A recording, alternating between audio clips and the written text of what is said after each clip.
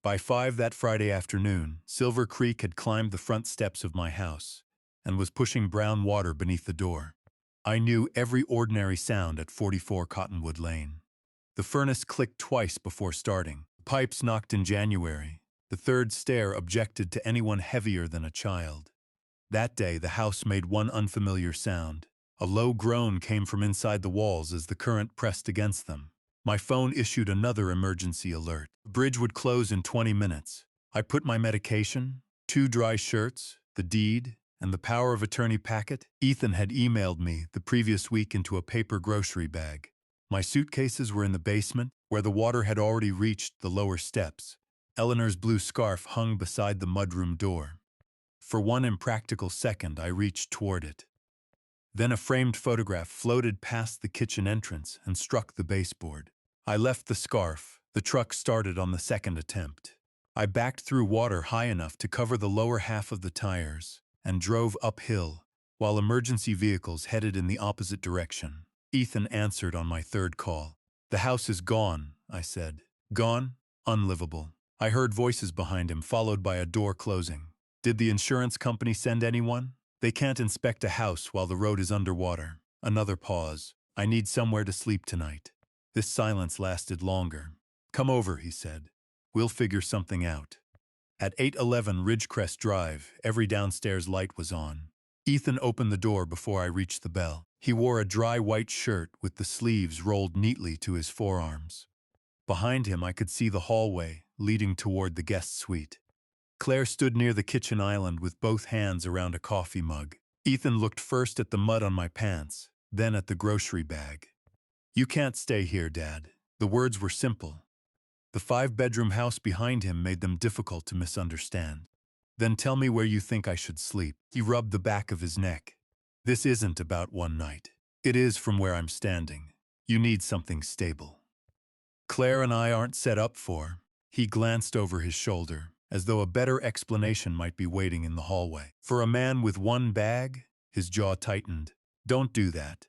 I had watched water enter the home where Eleanor and I had built the quieter part of our life. I had driven through an evacuation and spent the previous hour wondering whether the road would remain open. I lacked the energy to improve Ethan's reasoning for him. He lowered his voice. "What did the insurance company say? They haven't inspected the house. And the deed? You got it out?" The grocery bag shifted against my knee. "Yes." His gaze dropped toward it. "Did you sign the power of attorney I emailed?" That clarified the evening considerably. "No, Dad. It would let me handle calls, paperwork, the claim. I can handle a telephone. That's not what I meant." "I know." Claire moved one step toward the doorway, then stopped. "William," she said, "everyone is overwhelmed tonight, I had noticed. Ethan said he would call around in the morning. He offered no couch, no blanket, and no suggestion for the hours between then and daylight." I stepped backward. The doorbell camera above his shoulder gave a small blue blink. Ethan followed my eyes. "Drive carefully," he said. The door closed with Claire still standing in the warm kitchen behind him. The evacuation shelter nearest Ridgecrest was already full. 2 hotels within reach had no rooms, and the highway toward Denver was blocked by emergency traffic and standing water. I parked beneath the dead lights of a closed gas station outside the evacuation zone. The grocery bag sat on the passenger seat. The flood had taken my house. My son was already reaching for what remained. My clothes dried into stiff folds around the mud. I changed into one of the shirts from the grocery bag, using the rearview mirror to make certain no passing officer mistook me for a man undressing beside a fuel pump for recreational reasons. The cab smelled of river water, wet wool, and old coffee. I turned on the dome light and opened Ethan's packet. The first page appeared ordinary enough. It was a durable financial power of attorney naming Ethan as my sole agent. The following pages granted authority over bank accounts, insurance claims, real estate, and business interests. Broad, not unusual. The special instructions were unusual. They permitted Ethan to conduct transactions involving companies in which he held a financial interest. In plain English, he wanted permission to move my property toward something that benefited him and call it assistance. I read the clause twice. Exhaustion can make a careful man doubt simple arithmetic. I had no intention of allowing fatigue to become Ethan's most effective advisor. The signature line was blank. So was the notary block. I opened the original email on my phone. Ethan had sent it on September 5th, exactly 1 week before the flood. His message read, "Just in case something happens, Dad. This will make things easier." The river had not yet crossed Cottonwood Lane when he wrote that. My ruined house had not created his interest in managing my affairs. It had merely improved his timing. I checked the file information. The document had been created that same afternoon. This was not an old form retrieved from a forgotten family folder. A car passed on the highway and swept light across the windshield. For a second, the pages looked white and harmless. Most dangerous documents do. My phone showed 2 missed calls. One was from Lily. The other was from Daniel Brooks at Alpine Crest Bank and Trust. Daniel's message was brief. "Call me when you are safe. I can meet with you and Rebecca Monday morning." That was better than concern expressed as a request for signatures. I folded the power of attorney along its original crease and placed it beneath the deed. A drop of water slid from my cuff onto the first page. I wiped it away before it reached the signature line. Around midnight, Ethan sent a text. "Did you find a place? We can talk tomorrow when you're calmer." Calmer was an efficient word. It made my refusal sound emotional before I had said anything worth refusing. I typed, "I am safe. I will not sign the document." 3 dots appeared, vanished, appeared again. "You haven't even let me explain it." I considered several replies and rejected all of them. A man who asks for broad financial authority before offering his father a dry room has already provided an explanation, whether he intended to or not. My medication alarm sounded at 1. I swallowed the tablets with warm bottled water and returned the packet to the grocery bag. Fatigue was real. So was the difference between being tired and being incapable. I reclined the driver's seat as far as the cramped space allowed. The county traffic map still showed the route toward Denver blocked. The shelter hotline confirmed there were no beds nearby. Driving farther in the dark would have been stubbornness disguised as independence. I closed my eyes without sleeping. Somewhere downhill, my home stood full of water. Somewhere uphill, Ethan was waiting for desperation to finish an argument he had begun a week earlier. He had written himself into my disaster before the river ever reached my door. Lily found me shortly after 7 the next morning. She knocked on the passenger window, her hair tied back and her sweatshirt inside out. When I unlocked the door, she looked at the grocery bag and then at the angle of the driver's seat. "You slept here?" "I spent the night here." Sleep would be overstating it. Her mouth tightened. "Dad said you refused help." "Your father and I remember the doorway differently." She asked whether I wanted to go back with her. I told her no, not because I was angry with her. Pulling a 20-year-old nursing student into the center of a dispute between her father and grandfather would have been convenient for everyone except her. She accepted the answer, then moved my medication into a dry pocket of her backpack until we found somewhere safer. The Briar Glen Community Relief Center had taken over a church, a school gymnasium, and every room between them. Cots filled the basketball court. Wet coats hung from the rails. Families carried what remained of their lives in plastic bins, because plastic had performed better than sentiment during the evacuation. Elena Ruiz stood behind a folding table, assigning rooms with a pencil worn nearly to the metal. She recognized me before I gave my name. "Mr. Hartwell, Elena, you look terrible." "Good morning to you too." That earned the smallest smile years earlier. Elena had worked as a dispatcher at Hartwell Intermodal Systems. She had been direct then and had apparently found no business reason to change. She located a narrow room in the church annex. It had a bed, a wooden chair, and a window facing the parking lot. Someone had folded a gray blanket at the foot of the mattress. Elena placed a brass key in my palm. "You don't have to explain anything tonight," she said. "You don't even know whether I can pay. That isn't what a key is for." The room was plain, and under the circumstances, luxurious. No one had placed a contract beneath the blanket. That afternoon, Rebecca Sloan called. She had heard about the flood through the county alerts. When I told her where I was staying, she offered to reserve a hotel in Denver and send a car now that the main highway had reopened. I could have left Briar Glen within an hour. Instead, I looked through the annex window. Elena was directing volunteers around stacks of bottled water. Several families were trying to understand why their ordinary homeowners' policies did not cover river flooding. On the table beside Elena sat a growing list of people whose temporary housing benefits would run out long before repairs began. "I'm staying here," I said. "For how long? Until I understand what happened to my house and what Ethan thinks happened to me." Rebecca was quiet for a moment. "Send me the document." "I will." I helped Elena organize deliveries that evening. Logistics had been my profession for most of my adult life, and a flood had not made accurate inventory less useful. On Sunday morning, I called the flood insurer to confirm the inspection schedule. The representative paused after opening the file. "Your son contacted us yesterday," she said. "He asked to be listed as the primary contact." "Was he?" "No, we told him we would require written authority from you." I asked for the contact record and confirmation by email. I also instructed the insurer not to discuss the claim with anyone, unless I authorized it in writing. When the message arrived, I forwarded it to Rebecca. Ethan had called the insurer before he knew where I had slept. Lily brought me coffee near noon. I did not mention the call. She had enough to carry without adding documents she could not change. Elena passed us in the hallway. "Does the key work?" she asked. "Perfectly." She had given me a room without asking what I owned. My son had asked what I owned before offering me a chair. On Monday morning, September 15th, I drove to Denver with Ethan's unsigned power of attorney in a flat envelope on the passenger seat. Rebecca met me at her office at 8. She had advised me for 14 years and had never mistaken reassurance for analysis. She read the document without interruption, returned to the special instructions page, and tapped one paragraph with her index finger.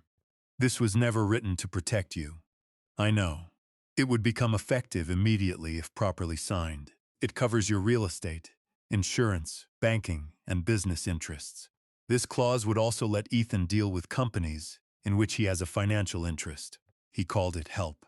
People often choose friendly words for expensive actions. That was one reason I trusted her. She confirmed what I already suspected. An unsigned draft gave Ethan no agency, access, or authority to speak for me. The notary section was empty, and so was the only signature that mattered. I asked her to preserve the email exactly as received, including the electronic date and file history. Suspicion was useful. Documentation was better. At 9, we crossed downtown to Alpine Crest Bank and Trust. Daniel Brooks met us in a private conference room. He was a senior private banker and had managed my banking relationship for 19 years. His most useful habit was treating family stories as unverified data. "Ethan called Friday afternoon," he said. "He asked what the bank would require if a client could no longer manage his own finances. Did he name me?" After several minutes of speaking hypothetically, Daniel slid a contact record across the table. It showed when Ethan called, what he asked, and that the bank had disclosed nothing. "He said you had suffered a traumatic event," Daniel continued. "He suggested you might be confused. I was confused about where he expected me to sleep. Everything else was fairly clear." Rebecca almost smiled. I instructed Daniel to block changes to my contact information, reject directions from relatives, and confirm unusual requests with me through the channels already on file. "We can implement that today," he said. He did not rescue me. He followed my instructions. The distinction mattered. Rebecca gave the bank a copy of the unsigned power of attorney and the insurer's email. Daniel added both to the account warning. When the meeting ended, he pushed Ethan's original document back across the table. "Keep this. We have the copy." In the hallway, Rebecca waited until the conference room door closed. "The trust revision you signed on January 22nd, 2024, already keeps Ethan out of the successor role," she said. "If he believes otherwise, he is relying on an old arrangement." I looked through the glass wall toward Daniel's office. I had hoped he would never need to learn about that change. Hope is not an access control system. No, apparently not. Ethan knew the terms of the original trust, but not the revised succession provisions. He had no present right to a private briefing on my estate planning, especially while trying to become my financial agent. Before leaving, I instructed Rebecca to do nothing beyond preserving evidence and protecting my authority. I did not want threats sent in my name or bank officers lecturing my son. By noon, Ethan's direct path to my accounts was closed. 2 days later, on Wednesday, flood adjusters inspected Cottonwood Lane. They confirmed the house was uninhabitable. They also explained that the loss involved both federal flood coverage and a private excess policy. The county had begun reviewing badly damaged properties for a possible buyout program. Though no decision had been made, I documented everything and returned to the relief center. Breaking Ethan's access had not ended the problem. It had narrowed his choices. His next offer would be designed to make me open the door myself. On Friday, September 19th, Ethan came to the relief center carrying a set of keys and the expression he used when he wanted a conversation to appear settled before it began. Elena was arranging donated blankets near the gym doors. Ethan nodded to her, then to me. "I found you a place." The words were careful. Not "I'm sorry." Not "come home a place." He led me outside, where Claire waited in the passenger seat of his SUV. She gave me a small, tired smile. "It's furnished," she said. "Quiet building, close to the pharmacy." That sounded almost like concern, and for several minutes I allowed myself to believe it might be. The apartment was 6 blocks from the relief center. It had a clean kitchen, a narrow balcony, and a bedroom with sheets still creased from the package. 2 unopened towels sat on the bathroom counter. Ethan showed me the thermostat, the locks, and the emergency numbers taped beside the refrigerator. "You'd have privacy here," Claire said, "more than at the church. I appreciate the effort." Ethan exhaled, relieved too early. "Good. Then we can finish the paperwork." He placed the keys on the dining table. Beside them went the same power of attorney, an authorization allowing him to speak with the flood insurers, and a document concerning the Cottonwood Lane property. I remained standing. Claire pulled out a chair. "It's so Ethan can handle things while you're dealing with the house." "I am dealing with the house." "You're sleeping in a church annex," Ethan said. His voice stayed measured. "I'm trying to give you something better. And the keys become mine when—" He glanced at the documents. "Once we know I can manage the claim and property issues without fighting you over every call." There it was. Not anger exactly, but frustration dressed as practicality. I picked up the insurance authorization. It did not merely permit conversation. It granted Ethan broad access to claim information and settlement decisions. I set it down. "Last month, you asked me for $250,000. Claire looked at him. He had not expected me to mention it in front of her, though I assumed she knew part of the story. "That was a bridge request," he said. "This is different. You declined to provide the project records I requested. Because I didn't need an audit from my father. No, you needed money from your father." His expression hardened, then eased when Claire touched his arm. "Foundry Commons has timing issues," she said. "That doesn't make this apartment a transaction." I looked at the keys lying across the signature page. "If the apartment is mine only after I sign, it is exactly a transaction." Ethan pushed the papers toward me. "Read them now. Sign them, and you can move in tonight. Put that condition in writing." He looked toward the window. Claire removed her hand from his arm. I placed the keys back where he had left them. "You're choosing a cot over this?" Ethan asked. "I'm choosing not to rent a room with my authority." He stepped into my path, not close enough to threaten, only close enough to insist. "You think I'm trying to steal from you? I think you are asking for more power than the task requires. You turn every request into a test, and you keep arriving without the records." Something genuine moved across his face. Fear, perhaps. Then it was gone. I walked out before either of us could say something that made the documents seem less important than the argument. For one moment, I regretted leaving the bed, the shower, and the quiet. Then I heard Ethan gathering the papers behind me. The key was real. So was the price he had attached to it. By Saturday morning, Ethan had improved his story. He came to the relief center with coffee for Elena and concern for me. Concern photographs better than impatience and requires less honesty than an apology. "I'm worried he's making decisions out of stress," he told Elena while I stood 10 feet away sorting boxes of canned food. Elena did not look at me. "He seems clear enough to alphabetize soup." "That's not what I mean." "No," she said. "I imagine it isn't." Ethan kept his voice low. "He said I had slept in my truck despite available options. He said I had rejected a furnished apartment. He said I was suspicious of ordinary paperwork and refusing to let my family help. Every statement contained enough truth to be dangerous. When he approached me, he did not mention the keys. You're making this harder than it needs to be." "For whom?" "For everyone." He glanced around the gym. "People are starting to notice. Families living out of plastic bins appeared too occupied to monitor my judgment. People here have other concerns." His jaw moved once, Lily says you're not sleeping. Lily says many accurate things. That isn't an answer. It was the one I chose. He left without raising his voice. That concerned me more than shouting would have. Later, Lily told me part of what had happened at home. Her father had asked whether I had been forgetting appointments. Claire had asked whether I seemed unusually suspicious. Ethan had reminded her that I had refused the apartment. I told them you understood what you were signing, Lily said. You didn't need to defend me. I wasn't defending you. I was correcting them. That distinction sounded like her. She seemed on the verge of telling me something else, then changed the subject. I did not press. She was still trying to remain loyal to both sides, which was exhausting work for a 20-year-old. On Sunday evening, Rebecca called. Ethan is describing your refusal as impairment, she said. He may be preparing to ask the court for control. He thinks a man is incompetent if he reads before signing. He may think a judge is more useful than your signature.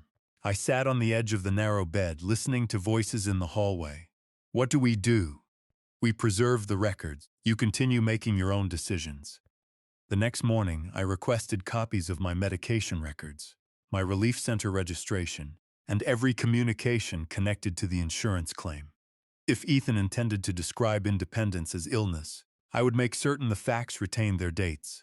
That afternoon, Lily sent me a brief message. Grandpa, if Dad asks you about the camera from Friday night, call Rebecca before answering. I read it twice. Are you safe? I replied. Yes. Nothing more followed. I forwarded the exchange to Rebecca without asking Lily to investigate.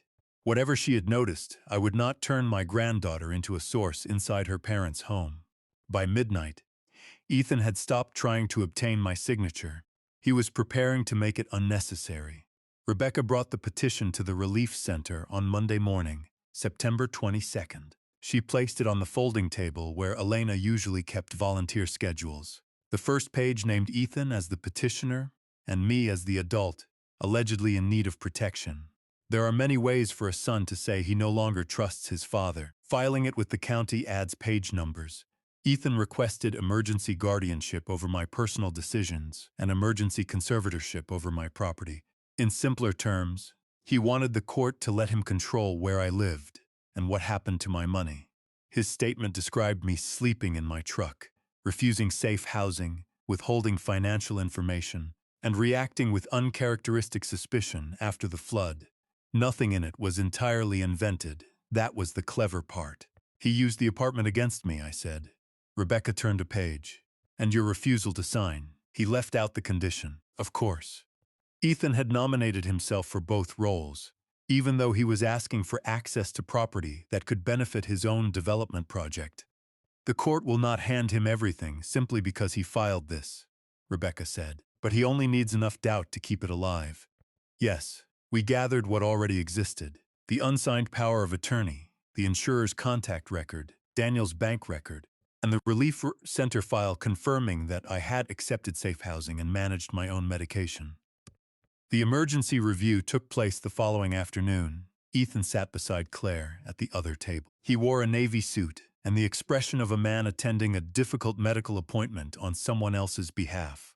When the judge asked why immediate control was necessary, Ethan spoke carefully. My father has always been private, Your Honor. This is different. He lost his home, slept in his vehicle, rejected housing, and refuses to discuss basic financial decisions. Rebecca stood. Mr. Hartwell is presently sheltered. He communicates clearly, manages his medication, has retained counsel, and has taken steps to protect his accounts. There is no evidence that his property is being wasted, or that he cannot understand his choices. The judge asked me where I was staying, what I had refused to sign, and why. I answered without discussing the size of my assets. The documents requested more power than Ethan needed for the tasks he described, I said. They also allowed transactions involving his own financial interests. The court refused to give Ethan immediate control. The judge scheduled a further review and ordered an independent evaluation of my decision-making ability. It was not a complete defeat for Ethan. Outside, he caught up with me on the courthouse steps. I'm trying to protect you. From what? He looked toward the street. From making a decision you can't undo. You mean refusing you. I mean isolating yourself after a trauma. Claire stood several feet behind him. She looked less certain than she had in the apartment. I could have argued. Instead, I said, then let an independent specialist decide whether I understand my decisions. Ethan's eyes narrowed. He had expected outrage. Agreement denied him both. The judge had not opened my accounts, but Ethan had succeeded in placing my competence on a court calendar. From that point forward, every private disagreement could be described as a symptom. He had failed to obtain my authority. Now he was asking the court to replace it. On Wednesday, September 24th, Rebecca sent me to Dr. Rachel Kim. She was an independent geriatric neuropsychologist. She had never met me, advised my company, or owed anyone in the family a favor. That made her useful. It did not make the appointment pleasant. I sat across from her while she asked me to describe the flood from the first emergency alert to the moment Ethan closed his door. Then she changed subjects without warning: medication, dates, property decisions, the meaning of the power of attorney. What would happen if you signed it? She asked. My son would become my immediate financial agent. He could act concerning my real estate, insurance, bank accounts, and business interests. One clause would also let him deal with companies in which he has a financial interest. Do you understand that he would still owe legal duties to you? Yes. I also understand that preventing a conflict is easier than arguing about one later. She wrote something down. We discussed the apartment. Your son believes refusing it was evidence of impaired judgment. The apartment was conditioned on documents I would not sign. Would you have accepted it without those conditions? Yes. Are you angry with him? Yes. Could that anger be influencing your financial decisions? That was the most difficult question she asked. Not because I lacked an answer. Anger and judgment can occupy the same room, and pretending otherwise would have made me sound less competent. It would be dishonest to say, emotion has no influence, I told her. But the decision does not depend on emotion. I requested project records before the flood. Ethan did not provide them. He then asked for more authority than the task required. Refusing remains reasonable even if I forgive him tomorrow. Dr. Kim looked up from her notes. She tested my memory, reasoning, and ability to compare alternatives. I explained why I had remained in Briar Glen, why I had accepted the relief center room, and what protections I had instructed the bank to apply. I did not tell her every account balance. She did not need them to determine whether I understood my property. On Friday, we met in Rebecca's office for the result. Dr. Kim placed her report on the table. Mr. Hartwell has full capacity to understand, evaluate, and communicate financial and personal decisions, she said. I found no evidence that the flood prevents him from managing his affairs. Rebecca asked whether my refusal suggested impairment. No, he understands the documents and their consequences. After Dr. Kim left, Rebecca opened the trust file. The January 2024 revision requires findings from 2 independent physicians, or a court ruling, before a successor takes control, she said. Ethan is not the named successor. Does he know? He knows the earlier arrangement. I have no reason to believe he knows the revised terms. I closed the folder. We don't need to tell him now. Rebecca studied me. Because the revision is private, and he has no current right to know its terms. I'm not rewarding an improper petition with an estate planning briefing. I was not setting a trap. Ethan had already filed his petition and contacted institutions without authorization. What he did next would remain his decision. The question was no longer whether I understood the word no. It was whether Ethan could accept hearing it. Ethan came to the relief center late Friday afternoon, after Dr. Kim's report had reached the court. He did not congratulate me on being competent. That would have required me to question had been unfair. Instead, he stood beside the folding table, where I was checking supply lists. A medical report doesn't change the fact that you're reacting emotionally, he said. I would be concerned if losing a home and being taken to court by my son produced no emotion at all. He looked toward the gym. Foundry Commons is in a serious position. People could lose jobs. That was new. Not the existence of a problem, but the attempt to wrap it in other people's mortgages. What does that have to do with my insurance claim? His mouth tightened. Not everything is about the claim. Then stop asking about it. He lowered his voice. The bank gave me until Friday. To do what? Complete the capital plan. He said it as though a capital plan were a casserole relatives brought when someone was sick. How much? We're still working through it. That meant he knew the number and did not want me to know it. They understand family capital is coming, he said. I put down my pencil. Which family member told them that? I told them we were discussing support. We are discussing your attempt to control my property. That is your interpretation. It is also the wording in the documents. For a second, the practiced concern left his face. What replaced it was fatigue. Real fatigue. He was frightened, and fear had made him more persuasive to himself than to anyone else. I'm trying to keep the project alive, he said. You know what happens when a development like this fails. I know what happens when a borrower promises funds he does not control. His eyes sharpened. I did not promise anything. Good, he said. The extension gave him until October 3rd. Investors were still at the table. Construction could continue for another week. There were solutions, he said, if everyone stopped treating him like an adversary. Then he left before I could ask what those solutions required from me. That evening, he called. The bank knows family money is coming. This time, I wrote the sentence on the back of a volunteer schedule and dated it. Ethan, I have authorized no loan, guarantee, or investment. You haven't reviewed the final request. I have refused access to my insurance, land, and accounts. That is not a preliminary answer. He ended the call without saying goodbye. I photographed the note and forwarded it to Rebecca with the voicemail. I still did not know precisely what he had told Pioneer Mountain Bank. I knew only that he wanted me to believe the bank had already accepted a promise I had never made. The extension was a genuine victory for him.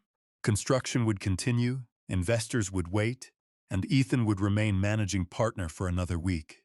He sounded relieved. Ethan believed he had bought 7 more days. He had also created a dated record of the claim that would eventually cost him those days. Lily came to Rebecca's office on Sunday afternoon, September 28th, carrying her phone in both hands. She looked as though she had been awake most of the night. I began to ask whether she had eaten, then stopped. Concern can become a way of delaying what a person has gathered the courage to say. My dad asked me to tell the court you've been confused, she said. Rebecca closed the file in front of her. Did he ask you to lie? Not exactly. That answer was more troubling than yes. Lily told us about lunch at her parents' house. Ethan had asked whether I had missed appointments, forgotten familiar roads, or seemed suspicious of people trying to help. Claire had said the project affected employees and investors. One careless statement, she told Lily, could damage the entire family. What did you tell them? I asked. That I hadn't seen any of those things. She unlocked her phone. Then Mom said I didn't have to make things worse. Her voice stayed level, but her thumb trembled against the screen. The previous weekend, Lily had seen Ethan open the family doorbell archive and locate the night of the flood. Afterward, the clip no longer appeared in the normal file list.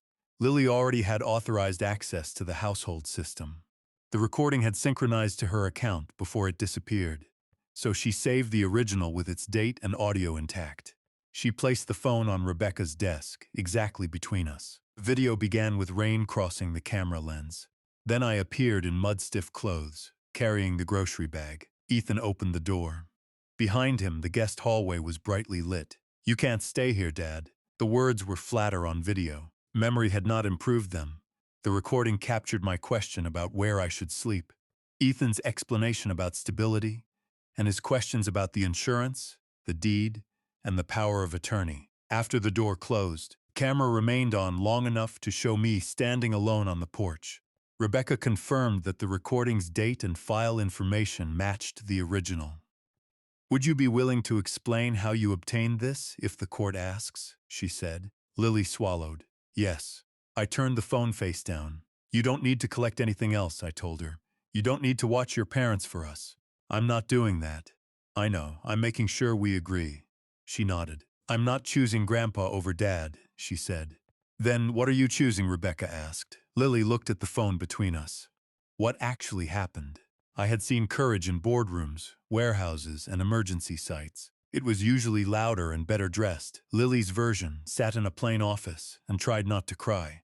When she left, I watched her walk to the elevator without looking back. She had protected the truth, but it would have been dishonest to pretend she had done so without losing something. My granddaughter had not chosen me over her father. She had chosen the truth over both of us.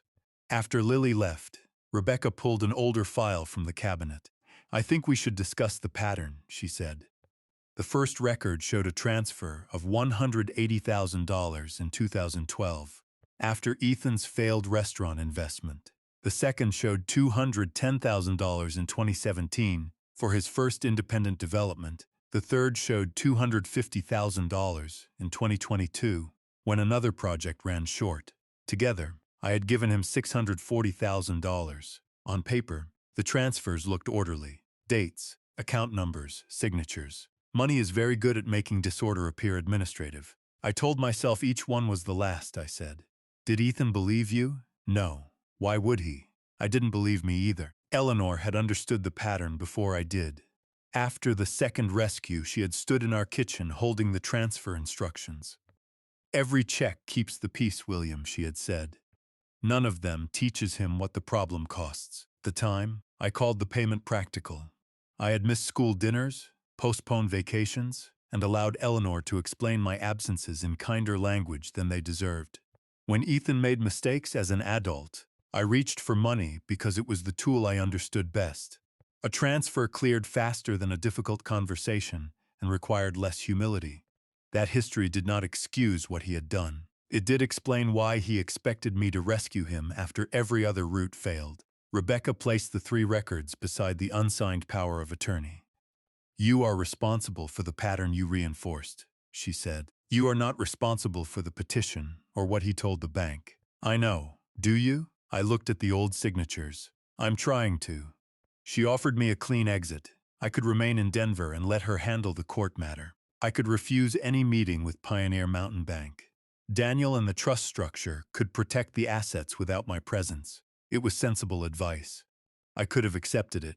Instead, I thought about Lily placing the phone between us. I thought about the 3 transfers, each one teaching my son that consequences were invoices his father would eventually pay. No, I said. I'll attend the bank meeting. To disclose the accounts? Not unless it becomes necessary. I intend to state my decision myself. And if he asks again, he will hear no from the person he keeps describing as incapable of saying it. I asked Rebecca to prepare only what was necessary. The unsigned document, the contact records, Dr. Kim's report, and proof that no commitment had been made. No public spectacle. No threats. No attempt to destroy the project because Ethan had tied his pride to it. Rebecca closed the old file. What outcome do you want? For him to face the cost without becoming the cost. That is less precise than you usually are. It is a family matter. Precision has limits. I had spent years saving Ethan from consequences. This time, I would remain long enough for the truth to reach him first. On Monday morning, September 29th, Rebecca called me back to her office because Ethan had asked the court to place my assets under his control. The judge had ordered limited disclosure of his own financial need and possible conflicts. Pioneer Mountain Bank and the project company produced the relevant records through their attorneys. Rebecca placed a cash flow report in front of me. At the bottom of the first page, one figure had been underlined twice. Foundry Commons needed $1,250,000 in new investment by October 3rd. That is the number, Rebecca said. The project had a total budget of $12,600,000. The construction loan covered $7,800,000. Only $94,000 remained in unrestricted project cash. Ethan's personal guarantee exposed him to as much as $2,100,000. His other personal debts totaled about $675,000. He had not exaggerated the danger. He had been selective about whose danger mattered. Rebecca placed the insurance estimate beside the report. My combined flood coverage was expected to pay $918,000. The damaged Cottonwood Lane land was valued near $340,000. Together, those assets nearly matched the exact amount Ethan needed. He wasn't counting on one asset, Rebecca said. He was counting on the flood, making both of them available. I remembered him standing in the doorway, looking at the grocery bag, before asking about the deed. The lender's written summary recorded Ethan's statement that family capital was being finalized. No commitment letter was attached because none existed. He left himself room in the wording, I said. Yes, enough to deny making a promise, not enough to explain why the bank relied on it. The project agreement also allowed the lead investors to remove the managing partner if false financing statements put the loan at risk. Whether they used that clause would be their decision. It had been part of the agreement from the beginning. The final file concerned Claire Hartwell's studio. The project had paid her firm $188,000. $71,000 covered work that had not yet been completed. I did not conclude that Claire had designed the entire plan. People rarely need to be architects to benefit from a building. Does she know we have this? Not yet. Give her the opportunity to explain before the meeting. Rebecca nodded. The land report also noted that Cottonwood Lane was under preliminary review for a county buyout. Ethan could not have known whether a buyout would happen, but he knew the land retained value even if I did not rebuild. Until that morning, I had known he wanted access. Now I knew the exact shape of the hole he was trying to fill. Part of Ethan wanted to save the development. Employees, investors, and future tenants would be affected if it failed. That concern was real. So were his guarantee, his debts, the payments to Claire's firm, and his fear of being exposed as a man whose success depended on money he did not control. Mixed motives do not become innocent because one of them sounds respectable. For the first time, I understood why Ethan had looked past my wet clothes and asked about the land. Claire asked to meet without Ethan. That alone told me more than her first 5 minutes of explanation. She arrived at Rebecca's office carrying a slim folder against her ribs. Claire usually entered a room as though she had already approved the lighting. That afternoon, she sat without commenting on anything. I knew he wanted access to the insurance money, she said, and the land. Rebecca remained silent. She was good at leaving space where people could either tell the truth or hear themselves avoiding it. Claire looked at me. I thought you had some savings, maybe a retirement account. I believed Ethan was pushing too hard, but I also believed you would eventually help. You believed I could be pressured into it. Her eyes lowered. Yes. She knew the project needed $1,250,000. She knew Ethan expected the insurance and land to cover most of it. What she had not known, she said, was that he had told Pioneer the family money was nearly final. I heard him say support was likely, she said. I never saw a signed commitment. There wasn't one. I know that now. What about the apartment? I knew he wanted the papers signed first, and you still called it help. I told myself you needed somewhere quiet, and that the paperwork would make the claim easier. She paused. That explanation was convenient. Rebecca opened the invoice file. Your firm received $188,000 from Foundry Commons. 71,000 concerns work not yet completed. The work was scheduled. Was it completed? No. Claire folded her hands. I'll return that portion. I am not buying your cooperation, I said. I know. And this does not erase your part in the pressure. I know that too. Ethan had asked her to confirm that I had agreed in principle to support the project. She had refused. There was no signed statement, no hidden document, and no dramatic confession. Only a line she had finally decided not to cross. For the first time, I believed her. Not because she sounded innocent, but because she had stopped trying to sound innocent. The next morning, Tuesday, September 30th, Rebecca and I met Daniel at Alpine Crest Bank and Trust. He had prepared a complete financial statement, but kept it closed on the table. To discuss this at Pioneer, he said, I need written authorization that identifies who may hear it and why. He placed the consent form before me. I read every line. Daniel waited without offering a summary, then I signed. He added the statement to a heavy envelope and sealed it. The name on the first page was visible for only a moment. Hartwell Legacy Holdings. Rebecca noticed me looking at the empty chair across from us. You can still limit what Daniel discloses. No. Ethan made my ability to decide part of his financing plan. The people who relied on that claim need accurate information. Daniel pressed the seal flat with his thumb. The number inside the envelope would surprise Ethan. What mattered more was the name beside the word control. Ethan was already speaking when Rebecca and I entered the executive conference room at Pioneer Mountain Bank later that morning. Claire sat beside him. Marcus Reed faced them from the opposite side of the table. Bank counsel and the two lead investors sat nearby. Daniel took the chair beside me and placed the sealed envelope in front of him. Ethan continued speaking. My father has been through a severe trauma, he said. We are resolving the family component, but his support remains part of the capital plan. His tone was steady. Had I not spent the previous 18 days studying the difference between his concern and his need, I might have found it reassuring. I let him finish. Marcus turned to me. Mr. Hartwell, have you authorized a loan, guarantee, or investment in Foundry Commons? No. The room changed by less than a sound. Papers stopped moving. One investor lowered his pen. Ethan leaned toward me. Dad, we discussed helping. We discussed your request. I declined it. You said you would review the situation. I reviewed it. Marcus asked whether any written commitment existed. Rebecca placed the unsigned power of attorney on the table. This is the document Ethan attempted to have Mr. Hartwell sign, she said. It was sent before the flood and was never completed. She identified the blank signature line and the clause that would have allowed transactions involving Ethan's own business interests. The insurer's record showed Ethan trying to insert himself into the claim. Daniel's record showed his inquiry to the bank. Dr. Kim's report established my capacity. Then Rebecca played Lily's doorbell recording. No one commented while it ran. On the screen, Ethan stood inside a warm house asking about insurance while I remained outside holding a grocery bag. The guest hallway behind him was clearly lit. So was Claire's face in the kitchen. When the recording ended, Claire spoke before anyone questioned her. There is no signed commitment, she said. William never authorized us to promise family funds. Ethan turned toward her. Claire.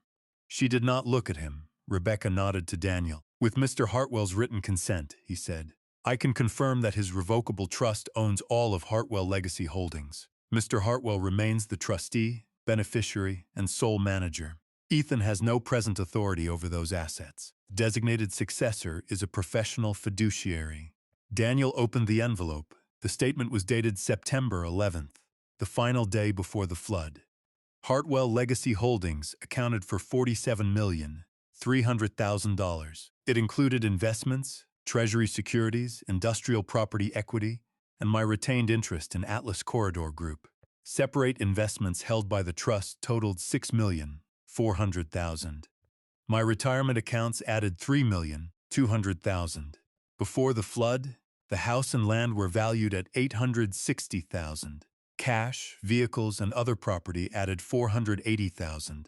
The total was $58,240,000. The money came from no inheritance or lottery. In 2018, I had sold 72% of Hartwell Intermodal Systems. After taxes and debt, the sale produced $31,800,000. A later sale in 2022 added $8,700,000. I retained a minority interest and invested the proceeds over time. The sale terms were private, and Ethan had never known the final amounts. He stared at the statement. You had all of this? I still control it. You let me think the house was everything. I told you the house was unlivable. You supplied the rest. His face flushed. You could have ended this weeks ago. I could have shown you my net worth at the door. I should not have needed to. I placed the financial statement beside a still image from the recording. In one, I stood outside. In the other, Ethan stood behind the open door. You did not leave a penniless man outside, I said. You left your father outside.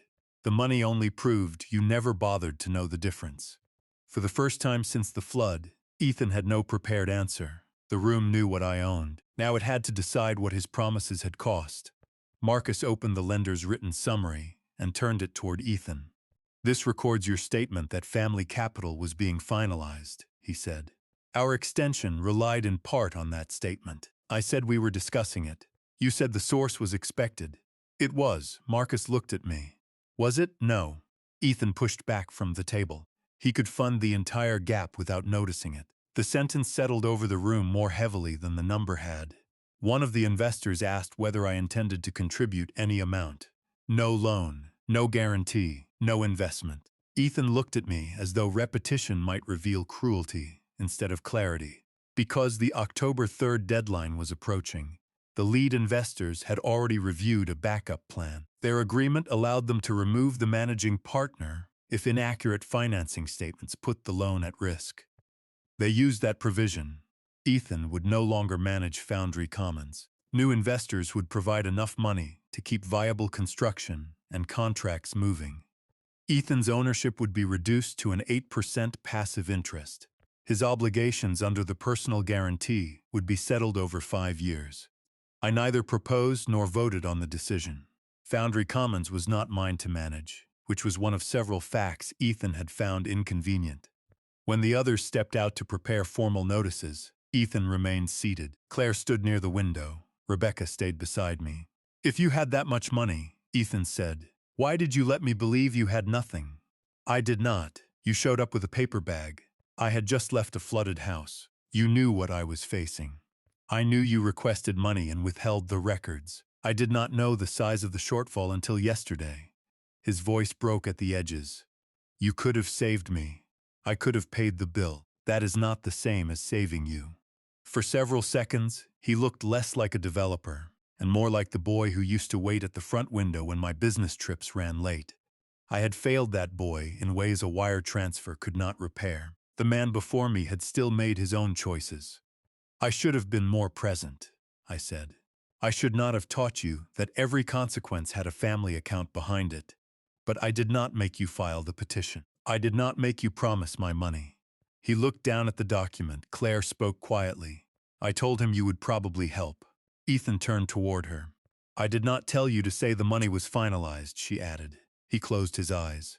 No one in the room appeared triumphant. That was appropriate. The following day, October 1st, the court denied Ethan's petitions. Dr. Kim's report established my capacity. Contact records and Ethan's financial conflict established why he was not an appropriate person to control my affairs. My existing professional arrangements made court intervention unnecessary. On October 3rd, cure period ended and the restructuring took effect. Ethan was not arrested. I did not ask anyone to make him homeless or publicly humiliate him. The bank, investors, and court imposed consequences within their own authority. I had not taken my son's future from him. I had stopped financing the version of him that believed my future belonged to him. The insurance settlement was finalized on October 17th. The federal flood policy, private excess policy, and temporary housing coverage paid a combined $918,000. The number would have changed Ethan's project. It did not restore Eleanor's scarf, the photographs ruined in the lower cabinets, or the familiar sound of the third stair. Money is precise of our placement cost and less capable with absence. I chose not to rebuild at Cottonwood Lane. After the county completed its review, I accepted the municipal buyout and began planning a smaller, accessible home on higher ground. A week after the settlement, I stood beside Elena at the relief center and announced the Briar Glen Recovery Fund. $7,500,000 would support rebuilding grants and low-interest loans for displaced families. Independent administrators would manage the program. Gratitude would not be an eligibility requirement. Elena stared at me after the meeting. "You could have mentioned you were planning that. You might have tried to stop me. I would have told you the chairs were free. That was my concern." 3 months later, Claire returned the unsupported $71,000 to Foundry Commons. She remained separated from Ethan. She did not claim ignorance of everything, or place the entire responsibility on him. Lily continued nursing school. I paid her tuition directly to the university, as I had planned before the flood. She received no cash reward for preserving the video. Turning integrity into a transaction would have repeated the mistake I was trying to correct. Ethan sold the Ridgecrest house and moved into a smaller rental. He accepted a salaried project management position with an unrelated construction company. He began counseling and made regular payments under the 5-year guarantee settlement. He did not become homeless. He also did not ask me for money. Rebecca and I revised my estate plan. 55% of what remained at my death would support the Hartwell Recovery and Trades Foundation. 30% would be added to the independently managed Hartwell Descendants Trust, which already existed for Lily and future generations. That trust was separate from my personal net worth. The remaining 15% would fund an independently managed accountability trust for Ethan. It could pay for health care, basic housing, and rehabilitation. It could not finance speculative developments, personal guarantees, or businesses built on anticipated forgiveness. 1 year after the flood, Ethan asked to meet for breakfast. We chose a small diner in Briar Glen. No lawyers, no bankers, no documents. He arrived early. For a while, we discussed ordinary things. Lily's classes. Progress at Foundry Commons. The framing on my new house. Then he set down his coffee. I left you outside because I thought what you could give me mattered more than what I owed you. He did not mention stress, Claire, the bank, or the flood. That was new. I'm not asking you to trust me with anything, he said. Good. He flinched but remained seated. Then perhaps, I continued, we can begin with breakfast. We agreed to meet once a month. I did not restore him as trustee, agent, manager, or decision-maker. A relationship is not a financial office, and forgiveness is not a signature card. When the check came, Ethan reached for it. I let him pay his half. I never asked Ethan to become poor enough to understand me. I asked him to become honest enough to sit across from me, without reaching for what was mine.